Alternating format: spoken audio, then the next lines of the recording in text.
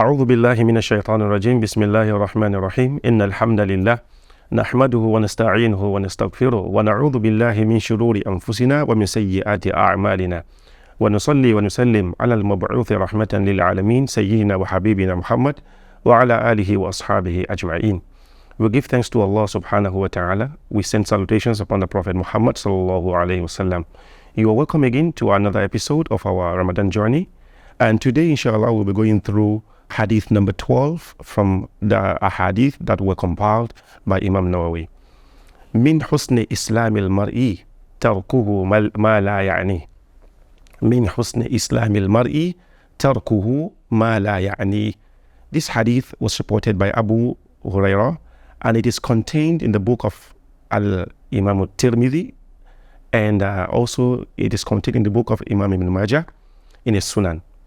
And both of these scholars have mentioned that this hadith is authentic, although there are some other scholars who have mentioned that the reporters of this hadith are weak reporters. Therefore, the hadith is not authentic, but the content of this hadith is relevant, and it is a great lesson that the Prophet ﷺ is trying to teach us in our day-to-day activities.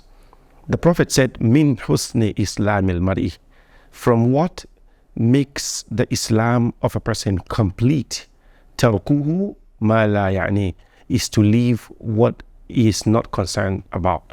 It's to leave what is not related to him. Min husni islamil mar'i.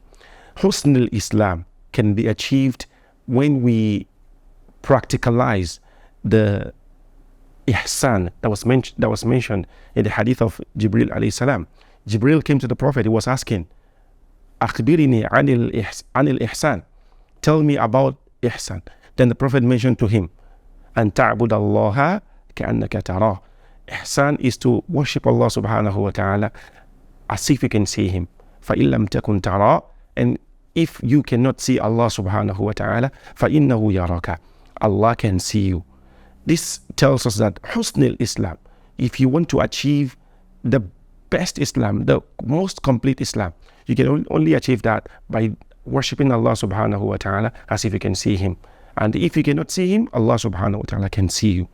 But in this hadith, the Prophet sallallahu alaihi wasallam is also telling us that another thing that makes your Islam complete, another thing that you can do that will make you to achieve completeness of Islam, is to leave what you are not concerned about, is to leave what is not related to you.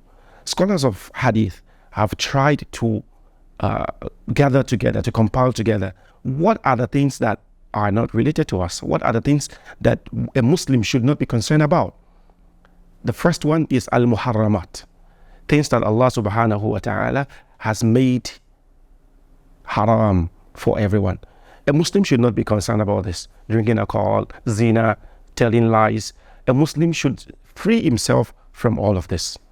Number two is al-makruhat, things that are disliked by Islam. For example, saying vain talks, or not doing what Allah subhanahu wa ta'ala requested to do.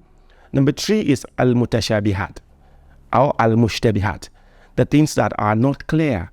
If you see in this same hadith, this same book, it was reported that the Prophet said, Inna al-halala bayyinun, the halal is clear. Wa inna al-harama bayyinun, and haram is clear. Wa baynahuma umurun mushtabihat. And between halal and haram, there is a standing position which is not clear, which is unclear. Then he said, فَمَنْ وَقَعَ فِي هَذِهِ الشُّبْهَاتِ وَقَعَ فِي الْحَرَامِ. Whoever goes into these unclear matters, it will surely go into the haram.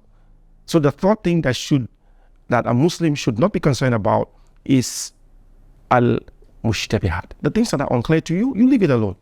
Da' ma yaribuka ila ma la yaribuka. This hadith is also contained in the book of Imam Nawawi. So da' ma yaribuka, whatever you are doubtful about, leave it. Ila ma la yaribuka, and go to the one that you are not doubtful about. That's number three. Number four is fudulul kalam, fudulu al-mubahat. The things the extra that we do on the things that are permissible for us to do. For example, someone who is full already, he has eaten rice, chicken, so many things, and he is full already. This person is not allowed to take an extra food on what he has eaten. He should leave it. So these 4 things have been mentioned by scholars that these are the things that a Muslim should not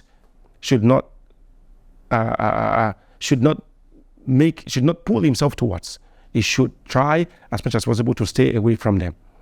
If we check this hadith properly, we will see that the Prophet said, "Min husni islamil mar'i tarkuhu ma la ya'ni." From what makes the Islam of a person complete is to leave what is not related to him. The Prophet did not say, "Min husni islamil mar'i fi'luhu ma ya'ni." This means that the Prophet wanted us to stay away from what is not related to us, and we should do what is related to us, like salah, like zakat, fasting in the month of Ramadan. These things are related to us. We should do them. So the things that are related to us are compiled into 2, fara'id and nawafil. Fara'id is the things that Allah subhanahu wa ta'ala have made compulsory upon us. One, nawafil, the things that we are kindly encouraged to do. So the Prophet made use of tarku there because the mind is attached to things that are prohibited more. The mind is always attached to things that are prohibited more than the things that are encouraged. That's why the Prophet said, "Tarkuhu ma la yani," living what does not concern him, living what is not related to him. But in the other way around, it also includes doing what concerns him and doing what is related to him. I hope that I have been able to explain this hadith better. May Allah subhanahu wa ta'ala grant us the understanding of this hadith. And inshallah, I will see you again. Assalamu alaikum wa rahmatullahi wa barakatuh.